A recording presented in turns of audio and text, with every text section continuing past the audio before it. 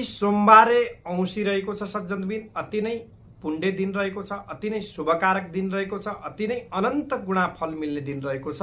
जसको कामहरू बनेको छैन या बाधा व्यवधान अप्ठ्यारोहरू आइराखेको छ भनेपछि हजुरहरूले विशेष गरिकन बिहानको समयमा हजुरहरूले गङ्गा, हजुरको घरबाट यदि गङ्गा नजिक छन् भनेपछि गङ्गामा गएर हजुरहरूले गङ्गा स्नान गरेर पितृ देवताका निमित्तमा विशेष गरिकन जसको मातापिता हुनुहुन्न उहाँहरूले चाहिँ 11वटा सेतो फुल र साथमा तपाईँको चाहिँ 11 रुपियाँ सिक्का पैसा, त्यसपछिबाट गाईको काँचो दुध र साथमा कालो तिल हजुरहरूले नदीमा विसर्जित गरिदिनु होला। हजुरको भाग्य उदय हुनेछ, गरिएका कर्मले सिद्धता प्राप्ति गर्नेछन् भनेपछि हजुरहरूको धन आगमनका स्रोतहरूमा पनि वृद्धि भएर जानेछ। साक्षात् लक्ष्मीनारायण भगवानको कृपा, साक्षात् पितृ देवताको कृपा आशीर्वाद हजुरहरूका लागि बन्नेछ, शुभदायक बन्नेछ सज्जनबिन।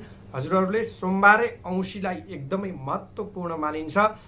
यस दिनमा गरिएको दान पुण्यादि कर्महरूको महत्त्व अनन्त गुणा फल दिने गर्दछ सज्जनबिन, जो अक्षय पनि हुने गर्दछ। शुभ रहोस्, मङ्गलमय रहोस्।